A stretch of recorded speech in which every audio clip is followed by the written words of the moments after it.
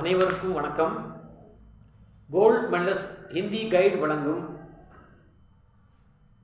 கற்க கசடர நிகழ்ச்சிக்கு தங்களை வரவேற்பதில் மிகுந்த மகிழ்ச்சி அடைகின்றேன்.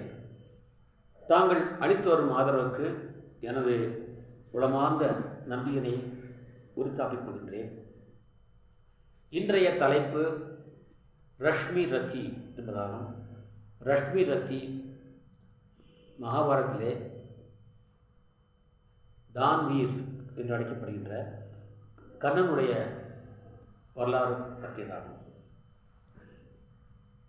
இன்று முதல் ஒவ்வொரு வாரமும் சனிக்கிழமையிற்கு ரஷ்மி ரத்தி பற்றிய எனது உரையை தங்களுக்கு அர்ப்பணிக்கின்றேன். நீங்கள் தவறாது கேட்டு பயன்படுமாறு வேண்டிக் கொள்கின்றேன். ஞாயிற்றுக்கிழமை ஒவ்வொரு வாரமும் ஸ்போக்கன் ஹிந்தி, போல்சால்க்கு ஹிந்தி அழைக்கப்படுகின்ற ஸ்போக்கன் ஹிந்தி வகுப்புகள் நடத்தப்படும். அதையும் நீங்கள் தவறாது கண்டு இன்புற வேண்டுகின்றேன். இந்த ஸ்போக்கன் ஹிந்தி பயில்வதற்கு தமிழ் எழுத படிக்க தெரிந்தால் போதும். ஹிந்தி எழுத வேண்டும், ஹிந்தி படிக்கலாம், ஆனால் எழுத வேண்டியதில்லை. தமிழ் எழுத படிக்க தெரிந்திருந்தால் போதும். அவர்களை நான் ஹிந்தி பேச வைக்க முயற்சி செய்கின்றேன். அந்த வாய்ப்பை எனக்கு நீங்கள் தந்திருக்கிறீர்கள். தொடர்ந்து எனக்கு இதை ஆதரவை தந்து என்னை ஊக்குவிக்க வேண்டுகிறேன். மற்றும் ஒரு தகவல், தக்ஷின் பாரத் ஹிந்தி பிரச்சார சபாவுடைய தேர்வுகள், பிராத்மிக் முதல் பிரவீன் வரைக்குமான தேர்வுகள் எதிர்வரும் 25, 26, 27, 26 சனிக்கிழமை, 27 ஞாயிற்றுக்கிழமை ஆகிய தேதிகளில் நடைபெற உள்ளது என்பதை நான் தெரிவித்துக் கொள்ள ஆசைப்படுகின்றேன். 26, 27 பிப்ரவரி 26, 27 சனி ஞாயிறு. ஆகவே நீங்கள் மாணவர்களை தயார்படுத்த வேண்டும் என்று கேட்டுக்கொள்கிறேன். இன்றைக்கு இந்த ரஷ்மி ரத்தி என்ற பெரும் காப்பியத்தை பற்றி நான் தங்களிடையே எனது கருத்துக்களை, அந்த காவியத்தினுடைய சிறப்புகளை எல்லாம் கூட நான் தங்களிடையே தொடர்ந்து பகிர்ந்து கொள்ள இருக்கின்றேன். இன்றைக்கு நான் தொடக்கமாக கவிஞரை பற்றி நான் சற்று தங்களிடம் கலந்து கொள்ள விரும்புகின்றேன். கவிஞர் பெயர் ராம்தாரி சிங் தினகர். ரஷ்மி ரத்தி என்றால் மகாரதி, கர்ணனை குறிக்கும். சூரிய பகவானுக்கும் குந்திக்கும் பிறந்த மகனாகிய கர்ணனை குறிக்கும். ரஷ்மி ரத்தி என்றால் உயர்ந்த மகான் என்று பொருள், உத்தம புருஷன் என்று என்றும் பொருள். மேலும் சூரிய பகவானுடைய மகன் என்றும் பொருள். ஆகவே இத்தனை பேரும் படைத்த அந்த ரஷ்மி ரத்தி, அந்த கர்ணனுடைய அந்த வரலாற்றை ராம்தாஸ் தினகர் அவர்கள் மிக அழகாக படைத்திருக்கிறார். அதை சற்று தங்கள் முன்பு விளக்கமாக விளங்க வைக்க நான் விரும்புகின்றேன். அவருடைய கவி பரிச்சயத்தாலே கவிஞர் அறிமுகத்தை நான் தங்களுக்கு சொல்லிக்கொள்ள ஆசைப்படுகின்றேன். आपका जन्म सन 1908 में बिहार के सिमरिया घाट में हुआ. आपका जन्म सन 1908 में बिहार के सिमरिया घाट में हुआ. इतिहास आपका प्रिय विषय था. इतिहास आपका प्रिय विषय था. வரலாறு, ஹிஸ்ட்ரி இவருக்கு மிகவும் பிடித்தமான விஷயமாக இருந்தது. ஆஜ் ஆப் ராஷ்டிர கவி ஹே, நீங்கள் தேசிய கவிஞர். இவரோடு தேசிய கவிஞர். ஆப்கி கவிதாவோ மே சிந்தன் கா பாவ் அதிக் தீக் படுத்தா ஹை. இவருடைய கவிதைகளில் சிந்தனை உணவுகள் நிறைய காணப்படுகிறது. தானும் சிந்தித்து எழுதியிருக்கிறார். இவரும் நம்மை சிந்திக்க வைக்கின்றார். அதுதான் முக்கியம். பாஷா பர் ஆப்கா அனுபம் அதிகாரே, மொழி இவர் ஆள்கிறார் சொல்லலாம். இதுவரை யாருமே செய்யாத அளவுக்கு மொழி இவர் இணையற்ற முறையிலே ஆழ்கிறார். आप सांसद रहे और भागलपुर विश्वविद्यालय के उपकुलपति भी रह चुके हैं. இவர் सांसद என்றால் संसद என்றால் பார்லிமெண்ட், सांसद என்றால் மெம்பர் ஆஃப் பார்லிமெண்ட். இவர் எம்பியாகவும் இருந்திருக்கிறார், மக்களவை உறுப்பினராகவும் இருந்திருக்கிறார், பாகல்பூர் டிவிஷனுடைய வைஸ் சான்சலராக இருந்திருக்கிறார், துணைவேந்தராகவும் இருந்திருக்கிறார். भागलपुर विश्वविद्यालय के उपकुलपति भी रह चुके हैं. कुरुक्षेत्र आपकी अद्भुत रचना है. இந்த லட்சுமிவதி முடிந்தவுடன் நான் அதையும் எடுக்க இருக்கிறேன் என்பதையும் நான் தெரிவித்துக் கொள்கின்றேன். குருக்ஷேத்திர அந்த கதை இவருடைய அற்புதமான படைப்பாகும். ஓ சாந்தி சமஸ்யா பரி சிந்தன் பிரதான் ரச்சனாயே. இது என்னுடைய மெயின் தீம் சாந்தி. சாந்தி நிலவ வேண்டும், எங்கும் சாந்தி நிலவ வேண்டும், ஆத்ம சக்தி ஓங்க வேண்டும், உலகிலே சாந்தி நிலவ வேண்டும். காந்தி மகாத்மா கட்டளையதுவே, காந்தி மகாத்மா கட்டளையதுவே, கருணை அமைதி எங்கும் பொங்கிட சாந்தி நிலவ வேண்டும், எங்கும் சாந்தி நிலவ வேண்டும் என்று பாடுவார்கள். அதுபோல சாந்தியை அமைதியை மையமாக கொண்ட, சிந்தனையை மையமாக கொண்ட ஒரு காவியமாகும் அது. அதை பற்றி நான் லட்சுமிவதி முடிந்ததுக்கப்புறம் அதையும் நான் எடுத்திருக்கிறேன், தெரிவித்துக் கொள்கிறேன். அதன் பிறகு அவர் ஹிமாலய, ரஷ்மிரத்தி, रसवंती आदि प्रमुख रचनाएं हैं. रश्मिरथी पत्ती चिरु मुन्नरे उनके हिंदी साहित्य के आधुनिक काल के क्रांतिकारी कवियों में दिनकर अपना अलग स्थान रखते हैं. இந்த 4 காலம் சொல்வார்களவா, வீரகாந்தா கால், பக்தி கால், ரீதி கால், ஆதுனிக் கால். இந்த ஆதுனிக் கால் மாடர்ன் ஏஜில் இருந்த புரட்சிகரமான தேசிய பாரதியார் போல தேசிய எண்ணம் கொண்ட கவிஞர்களே இவரும் ஒருவராக மதிக்கப்படுகின்றார். அவரிடம் தினகர் में गांधीवाद का गहरा प्रभाव भी स्पष्ट परिलक्षित है. இவருடைய எல்லா கவிதைகளிலும் காந்திய கொள்கை மிக தெளிவாக மக்களுக்கு புரியும் அளவுக்கு அவர் சொல்லியிருக்கிறார். ரஷ்மிரதி சரித்திர பிரதான் பிரபந்த காவியை. இது ஒரு மகாகாவியம், முறையாக எழுதப்பட்ட மகாகாவியம். அதிலே இது இதனுடைய முக்கியமான அதாவது ஒரு மகாகாவியம் என்றால் அதற்கு 4 விதமான உத்தேசியம் என்பார்கள், எய்ம் என்பார்கள். ஏதாவது ஒரு 4 விதமான நாங்களே ஏதாவது ஒன்றை அடைவதற்காக வேணும். தர்மார்த்த காமேஷு பலாயும் இதம் காவியம் என்பார்கள்.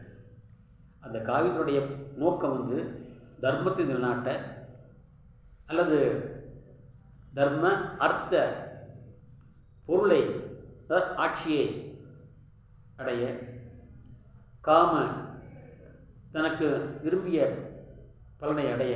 உதாரணமாக தவம் செய்கிறார்கள், தவம் செய்ய தபஸ் இதை அடைகிறான், இதை ஈமானிக்கிறான், இறைவனை அடைய வேண்டும் அதற்காக, அல்லது மோட்சத்துக்காக. இப்படி ஏதேனும் ஒன்றுக்காக அந்த காவியம் இயற்றப்பட வேண்டும். அப்படிப்பட்ட அந்த மோட்சத்தை அடைவதற்கான அடைந்துவிட்ட ஒரு மகானுடைய காவியம்தான் இந்த காவியம். சரித்திர பிரதான் காவியை, அவருடைய கேரக்டரை மையமாக கொண்ட காவியம்தான் இந்த காவியம் रश्मिरथी. आपने इस कृति के माध्यम से ऐसी समाज की व्यवस्था की मंगल कामना की है. இவர் இந்த காவியத்தின் மூலமாக நம் நாட்டு மக்களுக்கு, உலக மக்களுக்கே ஒரு வாழ்த்துறை வழங்குகிறார். என்ன வாழ்த்துறை? நம்முடைய சமுதாயம் ஜாதி மத பேதமற்ற அனைவரும் சமம் என்ற சமத்துவத்தை மையமாக கொண்டிருக்க வேண்டும். சரி, அந்த சமத்துவத்தை அடைவதற்கு அடிப்படையாக விளங்குவது மனிதனுடைய பண்புகளை தவிர அவனுடைய அந்தஸ்தோ அல்லது தகுதியோ பணமோ அல்ல. மனிதனுடைய குணத்தை அடிப்படையாக கொண்டுதான் ஒரு சமுதாயம் அமைக்கப்பட வேண்டும். சமுதாயம் என்றால் உயர்ந்த பண்புகளுடைய மனிதர்களாக அவர்கள் இங்கே வாழ வேண்டும். அங்கே பணமோ பதவியோ அந்தஸ்தோ முக்கியம் அல்ல என்ற கருத்தை மிகுந்த ஆணித்தரமாக வலியுறுத்துகிற அளவுக்கு இந்த காப்பியம் படைக்கப்பட்டிருக்கிறது. कविवर दिनकर युद्ध के युद्ध को मानव मात्र की हार मानते हैं. எல்லோரும் போர் மகாவீரன் என்பார்கள். ஆனால் கவிஞரோ தினகரவர்களோ போர் என்பது மனிதத்தன்மையினுடைய தோல்வி என்று கருதுகிறார். ஏனென்றால் आप गांधीवादी हैं, इवर गांधीवादी, इसलिए किसी भी लक्ष्य की प्राप्ति के लिए युद्ध करने की दलील को स्वीकार नहीं करते.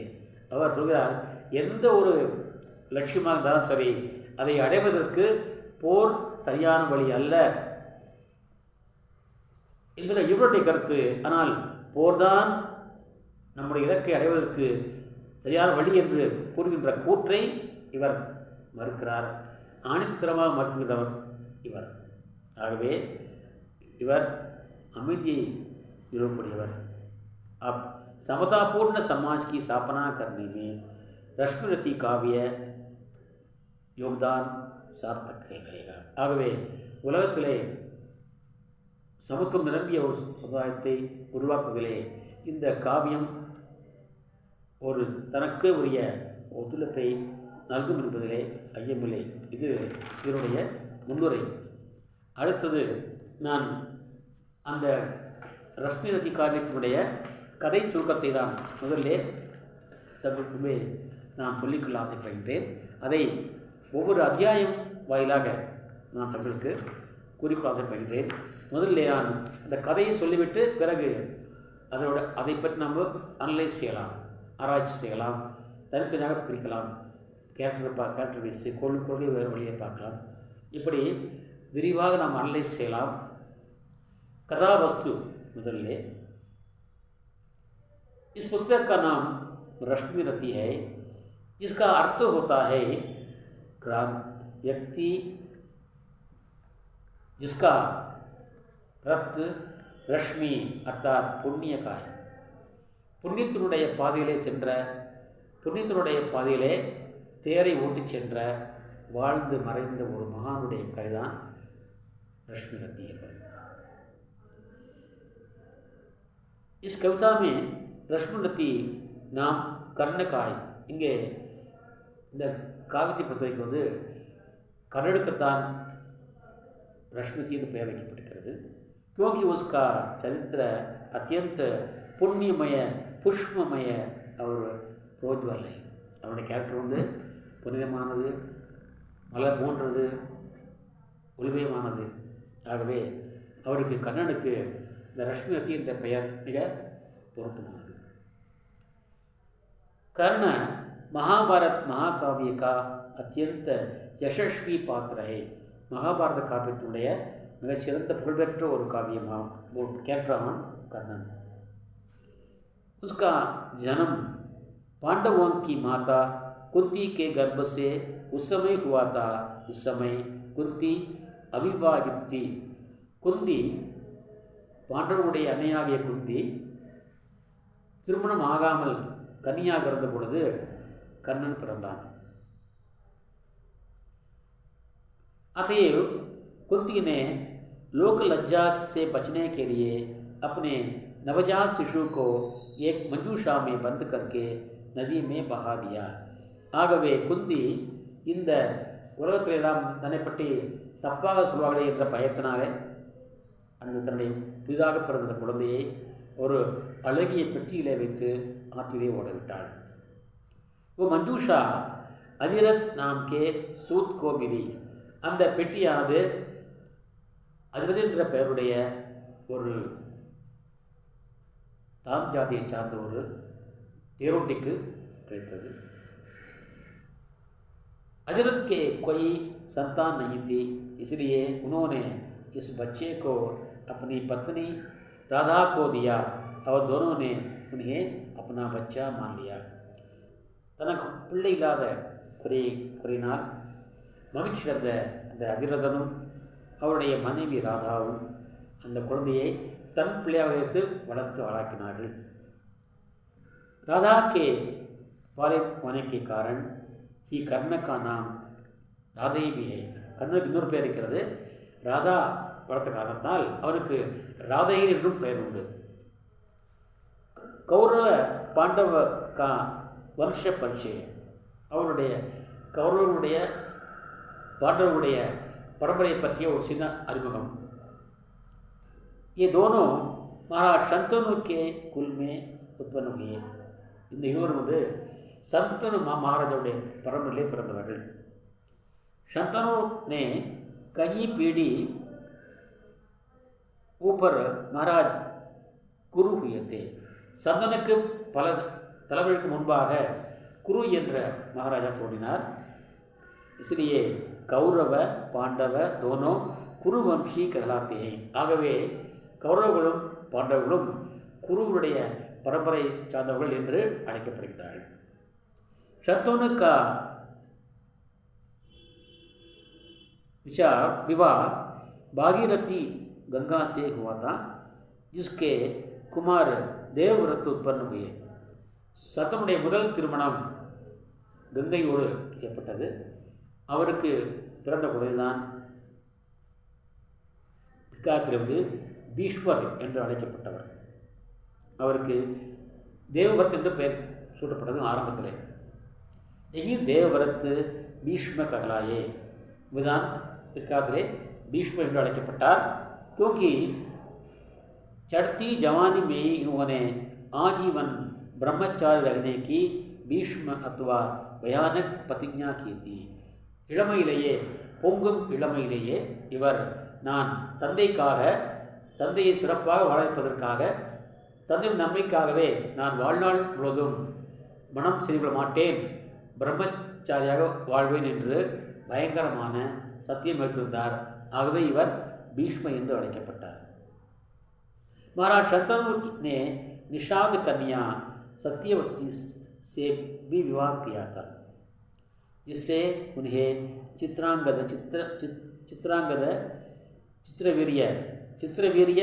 चित्रवीर्य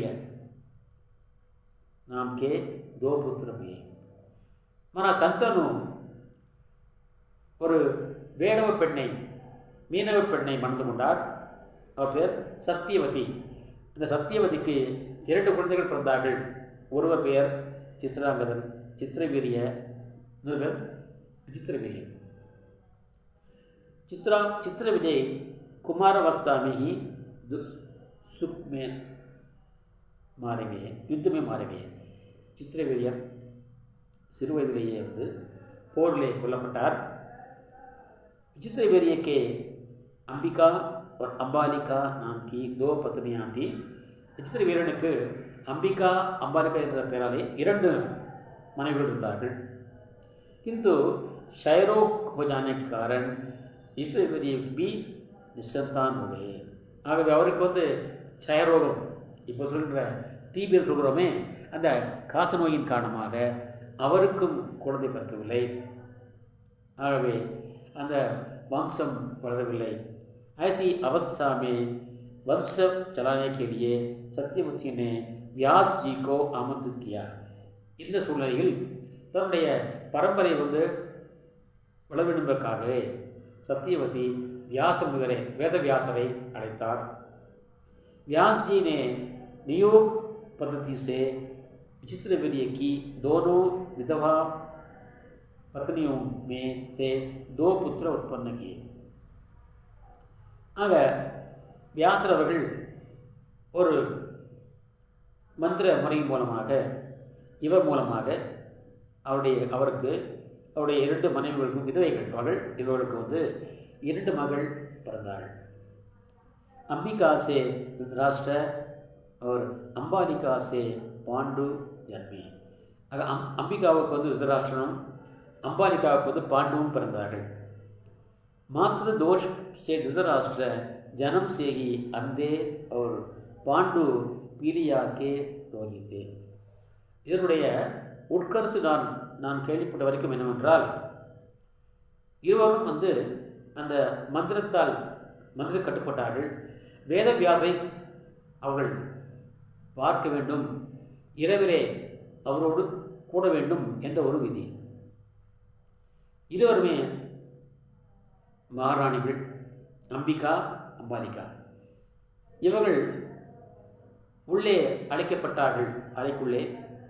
அறைக்குள்ளே வேதவியாசர் இருந்தார். இவர் வேதவாசலை பார்த்த உடனே ஐயோ எங்கே என்னுடைய கணவருக்கு இல்லையே என்று இந்த பயத்தாலே ஒருவர் தன் கண்களை மூடிக்கொண்டார். மற்றொருவர் அந்த பயத்தாலே அவருடைய முகம் வெளுத்து விட்டது, மீதியாலே முகம் வெளுத்தது. ஆகவே கண்ணை மூடிக்கொண்டதால் அவருக்கு பிறந்த குழந்தை கண்ணில்லாத திருதராஷ்டிரராகவும், முகம் வெளுத்து விட்டதால் அவருடைய அதன் காரணமாக அவருக்கு பிறந்த குழந்தை பாண்டு என்பவர் நோயாளியாகவும் வெளுத்து போன ரத்தம் இல்லாதவராகவும் பிறந்தார். இப்படி ஒருவர் கண் இல்லாதவராக, மற்றொருவர் நோய் உள்ளவராக பிறந்தார்கள். கடைசியாக अतएव अंबिका की प्रेरणा से व्यासी ने उसकी दासी से तीसरा पुत्र उत्पन्न किया, इसका नाम विदुरता. கடைசியாக சரி, ஒருவர் இப்படி ஆகிவிட்டார், மற்றொருவர் கண்ணில்லாவிட்டார் என்பதற்காக மூன்றாவது முறையாக இன்னொரு முறை அனுப்பலாம் என்று சொல்லும்போது அவர்கள் ராணிக்கு பதிலாக, தனக்கு பதிலாக தன்னம் பணிப்பெண்ணாக இருந்த அந்த பணிப்பெண்ணை அனுப்பினார்கள். அந்த பணிப்பெண் போனபோது அந்த பணிப்பெண்ணுக்கு வியாச பகவானை பார்த்த உடனே அவருக்கு எந்த பயமும் வரவில்லை, பீதியும் வரவில்லை, கண்களை மூடிக்கொள்ளவில்லை. அவரோடு கூடினாள்.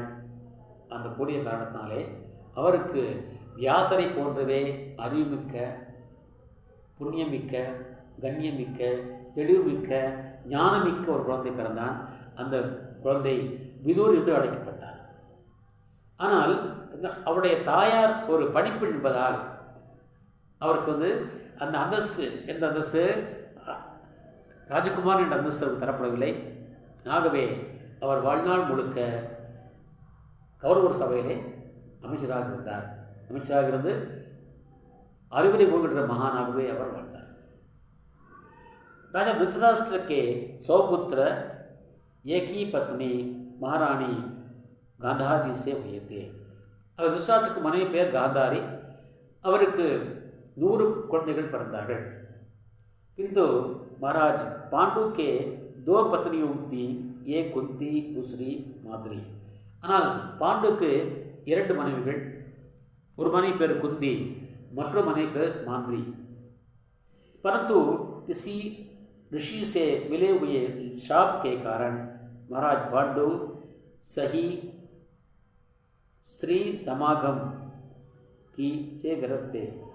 ஆனால் ஒரு துறவியினுடைய சாபத்தினால் பாண்டு தன்னுடைய மனைவியை கூட இல்லாத அளவுக்கு அவர் பாதிக்கப்பட்டிருந்தார். அத்தையே कुंती ने, ஆகவே குந்தி अपने पति की आज्ञा से 3 पुत्र 3 देवताओं से प्राप्त किए. ஆகவே குந்தி 3 தேவதைகளை அழைத்தார். அவர்களுடைய அருளால் அவருக்கு முதல்ல 3 குழந்தைகள் பிறந்தன.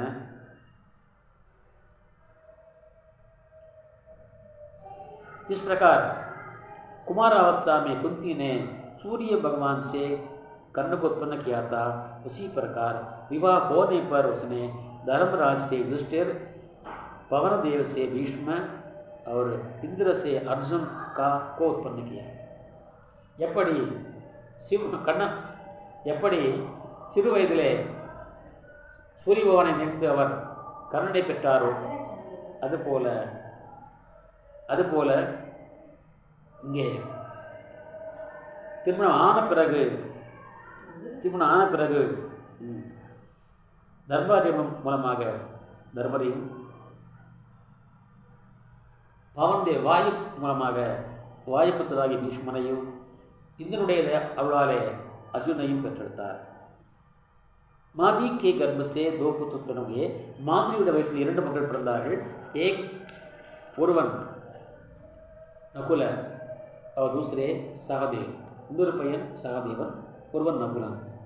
ये दोनों भाई भी महाराज पांडु के अंश से नहीं, प्रत्युत और अश्विनी कुमारी के अंश से जन्मे थे. இந்த இருவரும் கூட பாண்டுடைய அம்சமாக பிறக்கவில்லை. ஒருவர் பிரத்யுதாகவும் இன்னொருவர் அஸ்வினி குமாருடைய அம்சமாகவும் பிறந்தார்கள். पांडु के मरने पर रानी माद्री सती हो गई। पांडु इறந்தவுடனே माद्री उड़कटे ஏறினாள் और पांचों पुत्रों का पालन करने के लिए कुंती जीवित रही। 5 பிள்ளைகளை வளர்ப்பதற்காக குந்தி சாகவில்லை, உயிரோடு இருந்தார்। सारी माद्री महाराज पांडु की महाराज शल्य की बैंटी माद्री என்பவள் மகாராஜா ஷல்யனுடைய சகோதரி ஆவார்। இந்த ஷல்யன் தான் பின்னாலே வந்து ராஜா மாரதி கர்ணன் போர்க்களத்தில் இறப்பதற்கு காரணமாக இருந்தவனே ஷல்யன் தான்।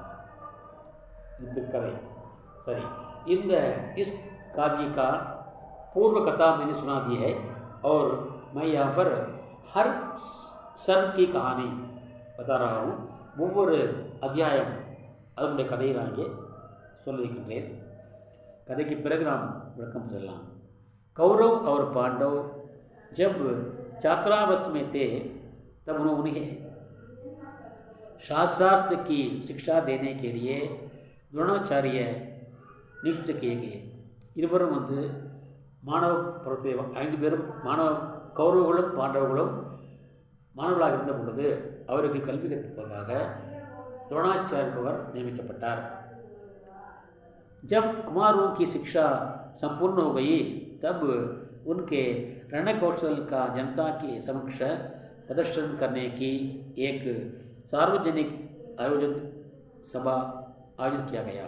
ஆகவே இந்த ராஜகுமாரனுடைய போர்க்கலையை மக்களுக்கு காண்பிப்பதற்காக ஒரு மிகப்பெரிய ஒரு அவை மக்களவை கூட்டப்பட்டது, ஏற்பாடு செய்யப்பட்டது।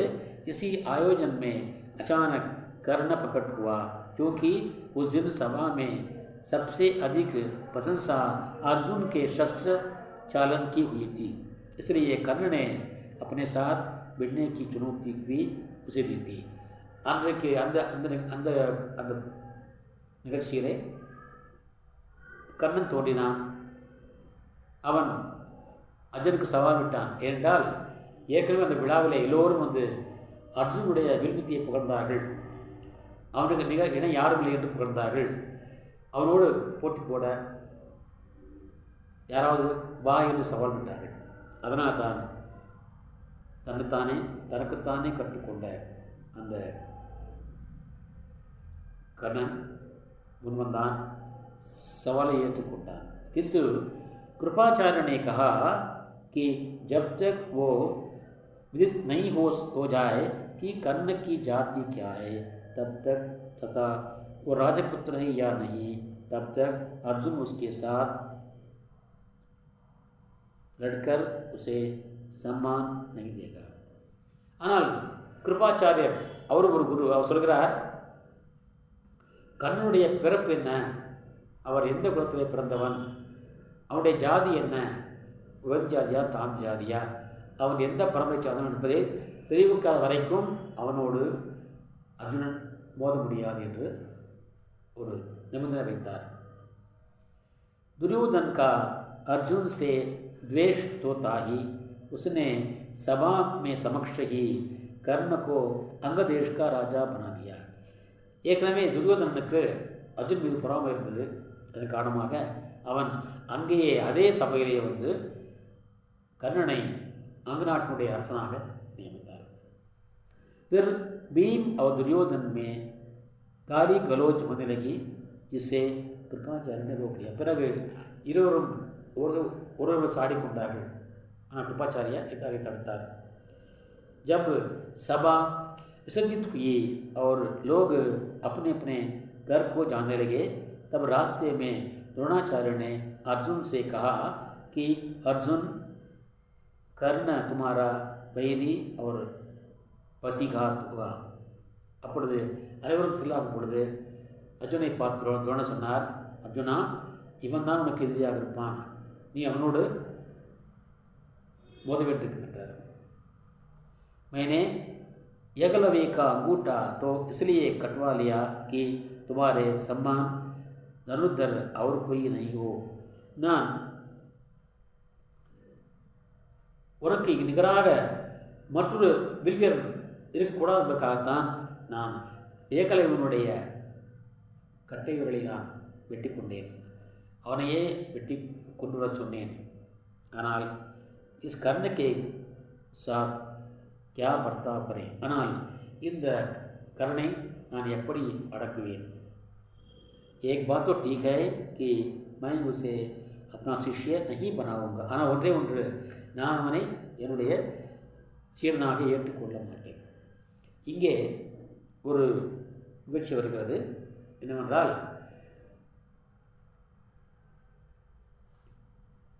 கட்டவில்லை இழந்த அந்த ஏகலைவன் யார்? அவன் கதையை நாம் இங்கே கூற வேண்டியிருக்கிறது. ஏகலைவன் ஒரு காட்டிலே வாழ்கின்ற ஒரு வேடனுடைய பையன். அவனுக்கு துரோணாச்சாரியத்திலே தான் சிஷ்யனாக இருந்து வில்வித்தை பயில மிகுந்த ஆர்வமாக இருந்தது. அவன் அவரிடம் சென்று எனக்கு இந்த வில்வித்தை எனக்கு கற்றுத்தாருங்கள் என்று கூறினான். ஆனால் துரோணாச்சாரியரோ, நீ தாழ்ந்த ஜாதியிலே பிறந்தவன்,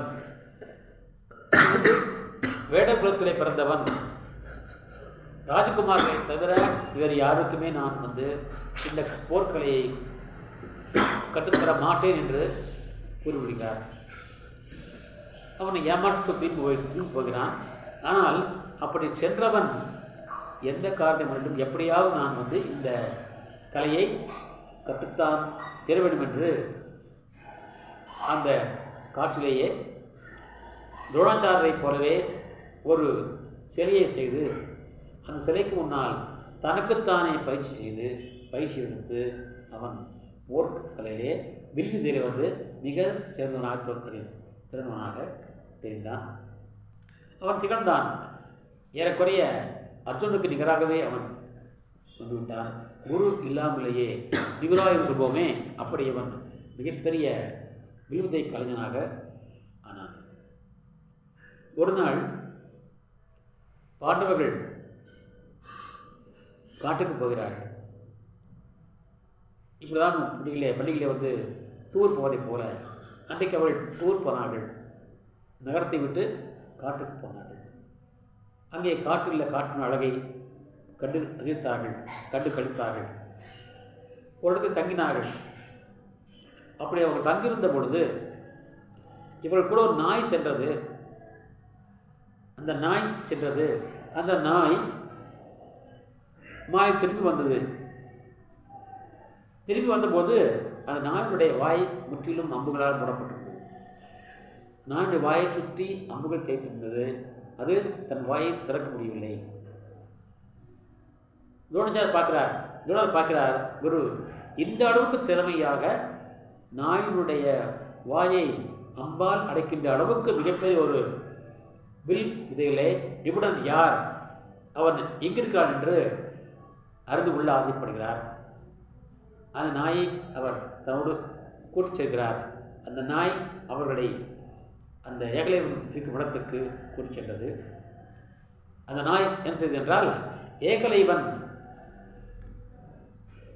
தன் குருவுக்கு முன்பாக, குருவுடைய சிலைக்கு முன்பாக வில்விதியை கற்றுக்கொண்டிருந்த பொழுது அது குறைக்க ஆரம்பித்தது.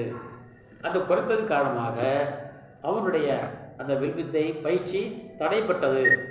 தன்னுடைய வில்வித்தைக்கு தடையாகப்பதால் என்ன செய்வது என்று யோசித்தான் ஏகலைவன். உடனே அம்பை எடுத்தான். வில்லை அதன் வாயை சுற்றிலும் அதன் வாயை திறக்கும் அளவுக்கு தன்னுடைய அம்புகளால் மூடினான் ஏகலைவன். அப்படித்தான் அந்த நிகழ்ச்சி நடந்தது. இதை பார்த்த துரோணர் அதிர்ச்சி அடைந்தார்.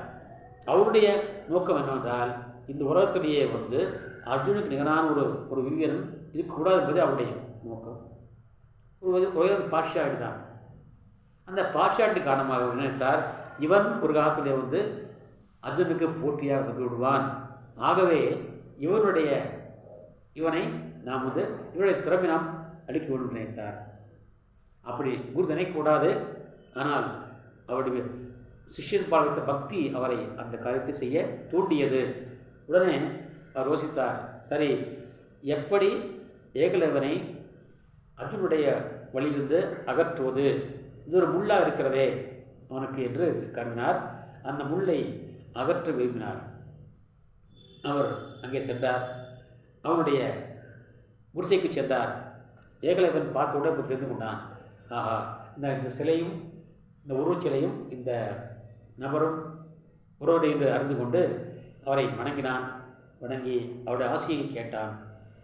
ஆனால் குரு ஒரு கண்டிஷன் போட்டார். நீ உனக்கு நான் ஆசை வழங்குகிறேன், நீ என் அனுமதி இல்லாமலேயே என்னுடைய சிலையை வைத்து நீ உன்னுடைய வில்வியை கற்றுக்கொண்டாய். நீ இந்த குரு விடமா என்னை குருவாக ஏற்றுக்கொண்டாய் அல்லவா? ஆகவே நீ எனக்கு குரு தட்சிணை கொடுக்க வேண்டும் என்கிறார். ஓ அப்படியா, அப்படி ஒரு இருக்கிறதா? சரி, நான் உங்களுக்காக என்னை குருவாக ஏற்றுக்கொள்ள வேண்டும். சரி, குருவாக ஏற்றுக்கொள்கின்றேன். நீ எனக்கு சிஷ்யன், நான் உனக்கு குரு. சரி, ஆனால் நீ எனக்கு தட்சிணை தர வேண்டும், குரு தட்சிணை தர வேண்டும் என்கிறார் துரோணாச்சாரியர். உடனே அவர் அதிக பக்தி கொண்ட ஏகலைவன் சொல்கிறான், ஐயா குருநாதா, நீங்கள் எந்த ஒரு பிரச்சனை கேட்டாலும் நான் அதை தர தயாராக இருக்கிறேன். சரி, நீ எனக்கு வாக்களிப்பாயா, ப்ராமிஸ் செய்வாயா, வாதா கரோகே என்கிறார். வாதா கருங்கா, நான் வாக்களிக்கிறேன், நீங்கள் எதை கேட்டாலும் நான் தருகின்றேன். आप जो कुछ मांगेंगे उसे मैं ज़रूर दूंगा, उससे कभी विचलित नहीं होऊंगा. ठीक है, तुम मुझे अपना अंगूठा गुरुदक्षिणा के रूप में दे देना. நீ உன்னுடைய வலது கை கட்டை விரலை எனக்கு குருதட்சிணா தர வேண்டும் என்று சொல்ல, உடனே சென்றான் அந்த குருபக்தன் ஏகலைவன். அம்பு எடுத்தான், கத்தி எடுத்தான், தன்னுடைய கட்டை விரலை வெட்டி எடுத்து ஒரு தட்டில் வைத்து மிக பணிவாக தன் குருவுக்கு பார்த்து நீட்டினான். குரு அதை பெற்றுக்கொண்டு மனதுக்குள்ளே மகிழ்ந்தார், நெகிழ்ந்தார், மகிழ்ந்தார். ஏகலைவனுடைய அந்த குருபக்திக்காக நெகிழ்ந்தார். மறுபுறத்திலே தன் லட்சியம் வெற்றி பெற்றதற்காக மகிழ்ந்தார். அவர் நெகிழ்ந்து மகிழ்ந்து அங்கிருந்து திரும்பி வந்தார். அந்த நிகழ்ச்சியை இங்கே கர்ணன் வந்தவுடனே அவர் நினைத்து பார்க்கிறார். ஆஹா, எப்படியோ நான் ஏமாற்றி அந்த ஏகலைவனை ஏமாற்றி அர்ஜுனுடைய பாதைக்கு முள்ளாக இருந்த அவனை அகற்றிவிட்டோமே, இப்போ இன்னொரு முள் வந்துவிட்டதே, இதை எப்படி அகற்றுவது என்று அவர் யோசித்து கொண்டே தன் இல்லம் சென்றார். அதை கிருபாச்சாரியன் சொல்கிறார், எப்படி நான் இந்த முள்ளை அகற்றுவது யோசிக்கிறார். अब कृपाचार्य सभा में कर्ण की जाति पूजी थी. उस समय कुंती पर्दे के पीछे रनिवास के साथ बैठी हुई थी. कृपाचार्यर கர்ணனை பார்த்து உன் ஜாதி என்று கேட்கின்றேன் என்று கேட்ட பொழுது அந்த புறத்திலே ராணிக்குரிய இடத்திலே அமர்ந்திருந்தாள் குந்தி. இதையெல்லாம் பார்த்து கொண்டிருந்தாள், கேட்டுக்கொண்டிருந்தாள். किंतु उन्हें इतना साहस नहीं हुआ कि आगे बढ़कर कृपाचार्य से कह ले कि कर्ण भी मेरा बेटा है, कर्ण की माता मैं हूँ. இருந்த போதிலும் அவளால் துணிச்சல் கொள்ள முடியவில்லை. நான் தான் கர்ணனுடைய அம்மா என்று சொல்ல அவருக்கு தைரியம் வரவில்லை. फिर भी शोक के कारण मैं मूर्छित हो गई और अब घर लौटने लगी. அவள் சோகத்தின் காரணமாக மயக்கமானாள். அவள் வீட்டுக்கு திரும்பிய பொழுது तब तक जाने में भी उनको भाव डर लगे. வீட்டுக்கு போவதற்காக தேரில் ஏற அமர்ந்தாள். அது வரைக்கும் போது கூட அவருடைய பாதங்கள் நடவடிக்கின. அவளால் தேரிலே சரியாக ஏற முடியவில்லை. இதன் பிறகு உள்ள இது முதல் அத்தியாயம். இத்தோடு முதல் அத்தியாயம் நிறைவேறுகிறது. इसके साथ प्रथम सर्ग का अंत होता है. द्वितीय सर्ग का प्रसार मैं अगले हफ्ते करूँगा. இரண்டாவது அத்தியாயம், அதன் பிறகு மூன்றாவது அத்தியாயம், நான்காவது அத்தியாயம், 5, 6, 7, 6 வரைக்கும் 6 அத்தியாயங்களிலே இருக்கின்றன. 7 இருக்கின்றன. அந்த 7 அத்தியாயத்தை பற்றி அடுத்த எபிசோடில் தங்களிடம் நான் பகிர்ந்து கொள்ள ஆசைப்படுகின்றேன். நீங்கள் தொடர்ந்து இந்த கதையை கேட்க வேண்டும். இந்த கதை நான் கதைச்சுக்கம் சொல்லிய பிறகு அந்த கதையை அலசி ஆராய்வோம். அதில் உள்ள நிறைய கருத்துக்களை விஷயங்கள் நாம் அனலைஸ் பண்ணுவோம் என்று சொல்லிக்கொண்டு மீண்டும் நாளை போல்சால் கி ஹிந்தி ஸ்போக்கன் ஹிந்தி என்ற நிகழ்ச்சியிலே தங்களை சந்திக்கின்றேன். ஒவ்வொரு வாரமும் ஞாயிற்றுக்கிழமை ஸ்போக்கன் ஹிந்தி வகுப்புகள் நடைபெறும். இந்த ஸ்போக்கன் ஹிந்தி பயில்வதற்கு தமிழ் எழுத படிக்க தெரிந்தால் போதும், ஹிந்தி தேவையில்லை. ஹிந்தியை எழுத வேண்டிய அவசியமில்லை, ஆங்கிலமும் எழுத வேண்டிய அவசியம் இல்லை. தமிழ் எழுத படிக்க தெரிந்த அனைவருமே இந்த ஸ்போக்கன் ஹிந்தி கற்றுக்கொள்ளலாம், வாய்மொழி ஹிந்தியை கற்றுக்கொள்ளலாம். அதற்கு உரிய வழிமுறைகளை நான் தங்களுக்கு சொல்ல இருக்கின்றேன். நீங்கள் தவறாது இந்த வாய்ப்பை பயன்படுத்தி கொண்டு எனக்கு ஆக்கமும் ஊக்கம் அளித்து நீங்கள் உங்களுடைய கருத்துக்களை எனக்கு தெரிவிக்க வேண்டுகிறேன். இத்துடன் இன்றைய இந்த நிகழ்ச்சியை நிறைவு செய்து நாளை அந்த ஸ்போக்கன் ஹிந்தி வகுப்புக்காக தங்களை சந்திக்கும் வரை தங்களிடமிருந்து நன்றி கூறி விடைபெறுவது தங்களின் ஆர். சுந்தரராஜன், திருப்பூர். நன்றி.